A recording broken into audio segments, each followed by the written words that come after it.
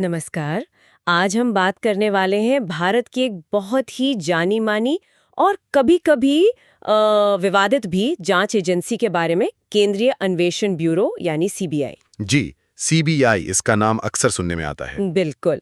हमारे पास एक दस्तावेज है जो सीबीआई के बारे में काफी गहराई से जानकारी देता है। तो आज हम इसी के आधार पर समझने की कोशिश करेंगे कि सीबीआई आखिर है क्या, कैसे बनी, क्या करती है। हाँ, मतलब इसकी पूरी संरचना, इसके काम करने का तरीका, शक्तियां कहाँ से मिलती हैं, इन सब पर बात करेंगे। तो चलिए शुरू करते हैं। सबसे पहले ये एजेंसी वजूद में कैसे आई, इसकी कहानी क्या है? देखिए, दस्तावेज के हिसाब से सीबीआई का जो औपचारिक गठन है वो 1963 में हुआ था, गृह मंत्रालय के एक प्रस्ताव से। 1963। जी, बाद में इसे एक कार्मिक मंत्रालय मतलब मिनिस्ट्री ऑफ पर्सनल के तहत कर दिया गया। लेकिन मुझे लगता है कहानी थोड़ी और पीछे से शुरू होती है ना? वो विशेष पुलिस प्रतिष्ठान वाली बात। हाँ, बिल्कुल सही कहा आपने। असल में 1941 में जब दूसरा विश्व युद्ध चल रहा था, तो युद्ध से जुड़ी जो खरीद वगैरह होती थी, उसमें घूसखोरी और भ्रष्टाचार के मामले सामने आने लगे। अच्छा। तो उससे निपटने के लिए एक विशेष पुलिस प्रतिष्ठान यानी स्पेशल पुलिस एस्टैब्लिशमेंट एसपीई बनाया गया था। युद्ध खत्म होने के बाद भी भ्रष्टाचार तो बना ही रहा। तो जरूरत महसूस हुई कि इस एसपीई को एक स्थायी आधार दिया जाए। तो फिर वो एक्ट आया। जी, फिर 1946 में दिल्ली विशेष पुलिस स्थापना अधिनियम यानी डीएसपीई एक्ट 1946 लाया गया। इसी कानून ने एसपीई को औपचारिक आधार दिया।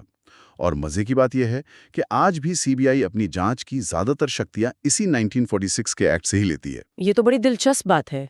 मतलब सीबीआई संसद की किसी नए खास कानून से नहीं बनी, बल्कि एक पुराने 1946 के एक्ट के तहत काम कर रही है। बिल्कुल, और यही वजह है कि इसे एक सांविधिक निकाय मतलब स्टैट्यूटरी बॉडी नहीं माना जाता। अच्छा। हाँ, और इसकी स्थापना की सिफारिश वो मशहूर संथानम समिति ने की थी, जो भ्रष्टाचार निवारण पर बनी थी 1962-64 में।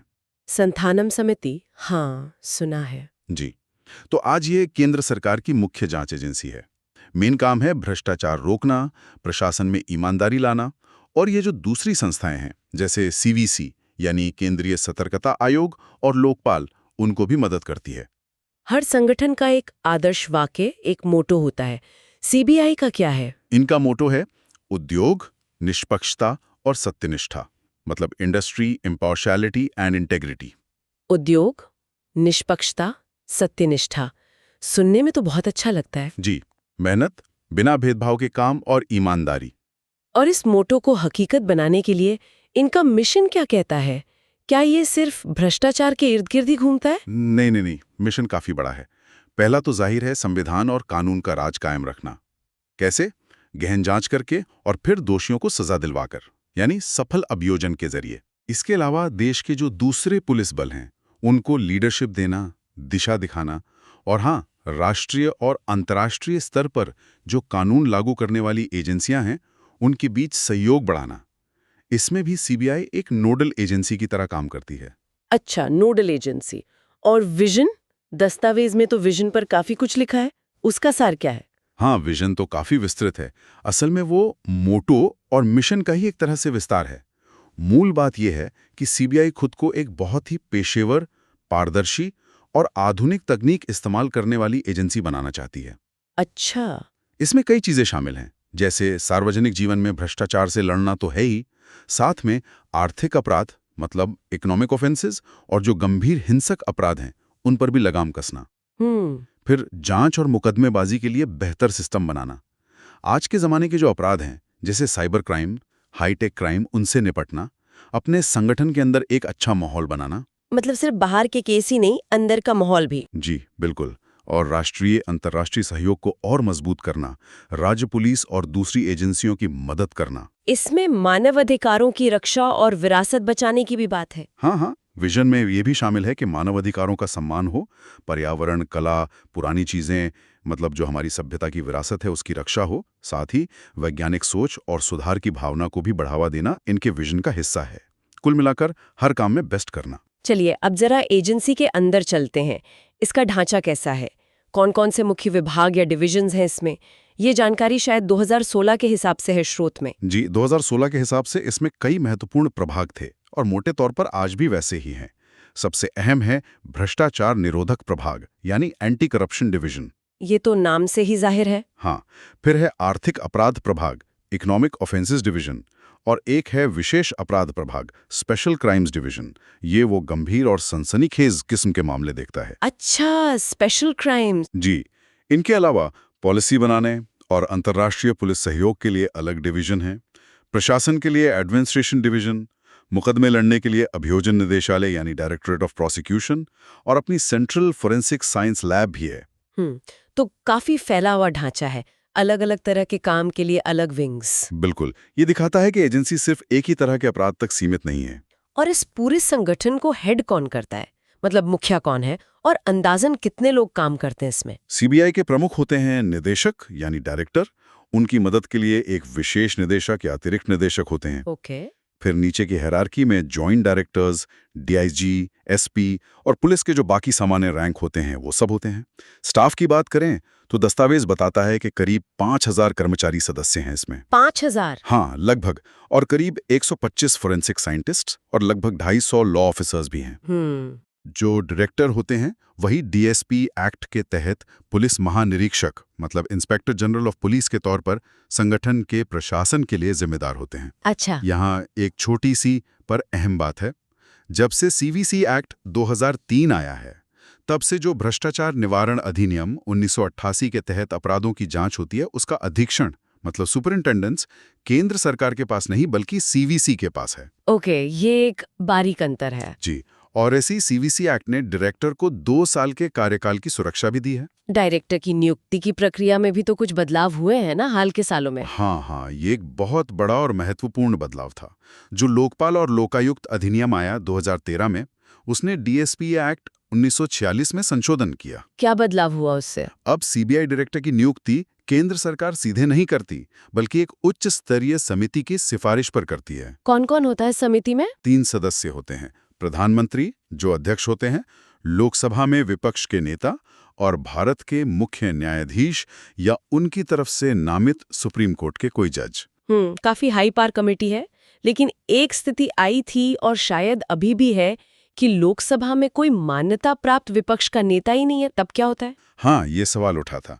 तो इसके लिए 2014 में डीएसपीई एक्ट में एक और संशोधन किया गया, दिल्ली विशेष पुलिस स्थापना संशोधन अधिनियम 2014। अच्छा, उसमें क्या समाधान दिया? उसमें यह कहा गया कि अगर लोकसभा में कोई मान्यता प्राप्त विपक्ष का नेता नहीं है तो जो सबसे बड़ी विपक्षी पार्टी है लोकसभा में उसका नेता उस समिति का सदस्य होगा। अच्छा, तो प्रक्रिया रुकेगी नहीं? जी बिल्कुल, इससे वो प्रतिनिधित्व भी बना रहता है। नियुक्ति प्रक्रिया में कोई और बदलाव भी हुआ? हाँ, एक और अहम बदलाव अभियोजन निदेशालय से जुड़ा है। लोकपाल एक्ट के तहत ही मामलों की पैरवी ठीक से हो इसके लिए ये निदेशालय बनाया गया। इसका प्रमुख एक डायरेक्टर होता है। शर्त यह है कि वो भारत सरकार में कम से कम जॉइंट सेक्रेटरी के पद का अधिकारी हो और उसकी नियुक्ति भी सीवीसी की सिफारिश पर केंद्र सरकार करती है 2 साल के कार्यकाल के लिए। ये सीबीआई डायरेक्टर के ओवरऑल सुपरविजन और कंट्रोल में काम करता है। और जो बाकी सीनियर अफसर हैं जैसे एसपी या उससे ऊपर के रैंक के, हाँ, उनकी नियुक्ति कैसे होती है? उनके लिए भी एक समिति है। उसकी अध्यक्षता केंद्रीय सतर्कता आयुक्त यानी सीवीसी करते हैं और उसमें सदस्य के तौर पर सतर्कता आयुक्त, गृह मंत्रालय के सचिव और कार्मिक विभाग के सचिव होते हैं। तो इन सब बदलावों का मकसद शायद नियुक्तियों में ज्यादा पारदर्शिता लाना और स्वायत्ता बढ़ाना रहा होगा। जी, इरादा तो यही लगता है। चलिए अब आते हैं सीबीआई के असल काम पर। ये एजेंसी करती क्या क्या है, मतलब इसके मुख्य कार्य क्या हैं? कार्यों से जुड़े भ्रष्टाचार, रिश्वतखोरी और दूसरे गलत कामों के मामलों की जांच करना। ये तो सबको पता है, लेकिन आप कह रहे थे कि ये सिर्फ यहीं तक सीमित नहीं है। बिल्कुल नहीं, दूसरा बड़ा एरिया है आर्थिक अपराधों की जांच। जैसे फिस्कल और इकोनॉमिक कानूनों का उल्लंघन, मान लीजिए इंपोर्ट एक्सपोर्ट कंट्रोल में गड़बड़ी, कस्टम्स या सेंट्रल एक्साइज की चोरी, income tax, foreign exchange regulations का उल्लंघन, इस तरह के मामले। अच्छा। हाँ, लेकिन इसमें एक बात है, ऐसे मामले आमतौर पर सीबीआई तभी लेती है जब संबंधित विभाग खुद कहे या सलाह दें। ओके। और तीसरा, जो पेशेवर अपराधी होते हैं उनके संगठित गिरोहों द्वारा किए गए गंभीर अपराधों की जांच करना, खासकर ऐसे अपराध जिनका असर राष्ट्रीय या अंतर्राष्ट्रीय स्तर पर हो। मतलब ऑर्गेनाइज्ड क्राइम। ये चौथा काम है जो अलग-अलग राज्यों की एंटी करप्शन एजेंसियां हैं या राज्य पुलिस बल हैं, उनकी गतिविधियों में समन्वय बनाना, कोऑर्डिनेशन करना। अच्छा, कोऑर्डिनेशन भी। हाँ, और पांचवा, अगर कोई राज्य सरकार अनुरोध करे तो सार्वजनिक महत्व के किसी भी मामले को जांच के लिए अपने हाथ में ले सकती है। राज्यों के अनुरोध पर भी। जी। और छठा, ये अपराध से जुड़े आंकड़े रखती है और जरूरत पड़ने पर क्रिमिनल इंटेलिजेंस को साझा भी करती है। तो अगर मैं संक्षेप में कहूं तो केंद्र का भ्रष्टाचार, बड़े आर्थिक घोटाले, गंभीर संगठित अपराध, राज्यों और दूसरी एजेंसियों से समन्वय और राज्यों के अनुरोध पर या शायद कोर्ट के आदेश पर अन्य गंभीर मामले भी। हाँ बिल्कुल, इसमें हत्या, अपहरण, बलात्कार जैसे गंभीर पारंपरिक अपराध भी आ जाते हैं, अगर राज्य सरकार कहे या फिर सुप्रीम कोर्ट या हाई कोर्ट निर्देश दे। तो जैसा मैंने कहा, ये एक मल्टीडिसिप्लिनरी एजेंसी है, कई तरह की विशेषज्ञता वाली। इसकी कोई अंतर्राष्ट्रीय भूमिका भी है? आपने इंटरपोल का जिक्र किया था शायद? जी हाँ, बहुत महत्वपूर्ण भूमिका है। सीबीआई भारत में इंटरपोल के लिए नेशनल सेंट्रल ब्यूरो है। नेशनल सेंट्रल ब्यूरो, इसका क्या मतलब हुआ? इसका मतलब है कि भारत की जो कानून प्रवर्तन एजेंसियां हैं और इंटरपोल के जो बाकी सदस्य देश हैं, उनके बीच जांच से संबंधित जो भी आते जाते अनुरोध हैं, उनका लेन देन और समन्वय सीबीआई की इंटरपोल विंग ही करती है। अच्छा, तो ये अंतर्राष्ट्रीय पुलिस सहयोग का एक तरह से गेटवे है भारत के लिए। सही कहा, बिल्कुल। एक मुद्दा था जो कुछ साल पहले काफी गरमाया था, वो वरिष्ठ अधिकारियों के खिलाफ जांच शुरू करने से पहले सरकार की इजाजत लेने वाला नियम। स्रोत क्या कहता है इस बारे में? हाँ, वो डीएसपीए एक्ट की धारा 6A थी, सेक्शन 6A। Section 6A। हाँ, इसके तहत नियम ये था कि सीबीआई को केंद्र सरकार में जॉइंट सेक्रेटरी या उससे ऊपर के रैंक के जो अधिकारी हैं, उनके खिलाफ अगर भ्रष्टाचार के किसी मामले में कोई जांच या शुरुआती पूछताछ भी करनी है, तो पहले केंद्र सरकार की परमिशन लेनी होगी। लेकिन ये तो अब नहीं है ना? जी हाँ, बिल्कुल। 6 मई 2014 को सुप्रीम कोर्ट की एक संविधान पीठ ने इस धारा 6A को ही रद्द कर दिया, अमान्य घोषित कर दिया। क्यों? कोर्ट ने क्या तर्क दिया? कोर्ट का तर्क बहुत साफ और मजबूत था। कोर्ट ने कहा कि ये प्रावधान संविधान के अनुच्छेद 14 का उल्लंघन करता है।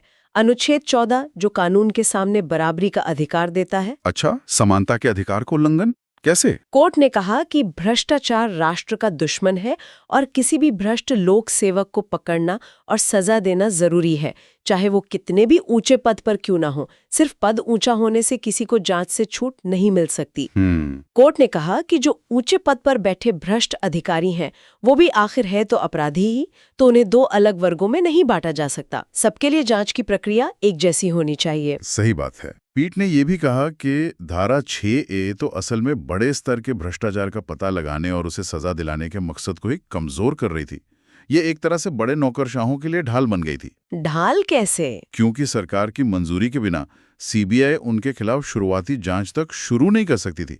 पूरी जांच की तो बात ही छोड़ दीजिए। कोर्ट ने तो यहां तक कहा कि इस प्रावधान में भ्रष्ट लोगों को बचाने की प्रवृत्ति है। बाप रे! तो कोर्ट ने इसे पूरी तरह हटा दिया। जी, इसे असंवैधानिक करार देकर रद्द कर दिया। तो अब सीबीआई को बड़े अधिकारियों के खिलाफ भी जांच शुरू करने के लिए सरकार की पूर्व अनुमति की जरूरत नहीं है। ये तो जांच की स्वतंत्रता के लिहाज से बहुत बड़ा कदम था। यकीनन बहुत बड़ा कदम। एक और सवाल मन में आता है, कानून और व्यवस्था तो राज्यों का विषय है ना? तो ऐसे में सीबीआई जो एक केंद्रीय एजेंसी है और जो राज्य पुलिस है, उनके बीच अधिकारों को लेके कोई टकराव या कंफ्यूजन नहीं होता? देखिए, सिद्धांत रूप में जो स्पेशल पुलिस एस्टैब्लिशमेंट है यानी सीबीआई का एक हिस्सा, उसकी भूमिका राज्य पुलिस की पूरक है, कॉम्प्लीमेंट्री। विरोधी नहीं। अच्छा, पूरक। हाँ। जो अपराध डीएसपीए एक्ट के तहत आते हैं, उनकी जांच और अभियोजन के लिए दोनों को ही समवर्ती शक्तियां हैं, मतलब कॉन्करेंट पावर्स हैं। दोनों ही जांच कर सकते हैं। तो फिर काम कैसे बढ़ता है? कंफ्यूजन तो हो सकता है। हाँ, हो सकता है। इसीलिए ताकि काम का दोहराव न हो, ओवरलैपिंग न हो, कुछ प्रशासनिक व्यवस्थाएं बनाई गई हैं। कैसी व्यवस्थाएं? मोटे तौर पर यह तय किया गया है कि सीबीआई उन मामलों को देखेगी जो मुख्य रूप से केंद्र सरकार या उसके कर्मचारियों से जुड़े हों, भले ही उनमें राज्य सरकार के कुछ कर्मचारी भी क्यों ना शामिल हों। और इसके उलट राज्य पुलिस बल उन मामलों को देखेंगे जो मुख्य रूप से राज्य सरकार या उसके कर्मचारियों से जुड़े हों, भले ही उनमें केंद्र सरकार के कुछ कर्मचारी भी शामिल हों। अच्छा, मतलब जिसका पलड़ा भारी हो वो देखेगा। हाँ, कह सकते हैं। और जो केंद्र सरकार के पब्लिक सेक्टर अंडरटेकिंग्स हैं यानी PSUs, या जो सांविधिक निकाय हैं जिन्हें केंद्र ने बनाया और फंड किया है, उनके कर्मचारियों के खिलाफ मामले भी CBI ही देखती है। तो ये एक तरह का वर्किंग अरेंजमेंट है टकराव टालने के लिए। जी, ताकि संसाधनों का सही इस्तेमाल हो सके। इतनी बड़ी और महत्वपूर्ण एजेंसी है CBI, जाहिर है अपने अधिकारियों और कर्मचारियों को ट्रेनिंग भी देती होगी। बिल्कुल, इसके लिए एक समर्पित CBI अकेडमी है गाजियाबाद, उत्तर प्रदेश में। गाजियाबाद में कब से है ये? ये 1996 से काम कर रही है। उससे पहले ट्रेनिंग वगैरह दिल्ली में ही एक ट्रेनिंग सेंटर में होती थी। इस एकेडमी का मकसद क्या है? अकेडमी का विजन है कि अपराध जांच, अभियोजन और जो विजिलेंस का काम है, उन क्षेत्रों में ट्रेनिंग में उत्कृष्टता हासिल करना, मतलब बेस्ट ट्रेनिंग देना। और वहाँ किस तरह की ट्रेनिंग दी जाती है? अकेडमी का मिशन है कि जो लोग CBI, राज्य पुलिस या दूसरे विजिलेंस संगठनों में काम करते हैं, उनको पेशेवर, मेहनती, निष्पक्ष और ईमानदार बनने के लिए ट्रेन किया जाए, राष्ट्र की सेवा के लिए समर्पित। वहाँ 2 तरह के मुख्य कोर्स चलते हैं। एक तो हैं छोटी अवधि के इन सर्विस कोर्स। ये CBI के मौजूदा अधिकारियों के अलावा राज्य पुलिस, केंद्रीय अर्धसैनिक बलों और केंद्र सरकार के उपक्रमों के अधिकारियों के लिए भी होते हैं। अच्छा, दूसरों के लिए भी? जी। और दूसरे होते हैं लंबी अवधि के बेसिक कोर्स।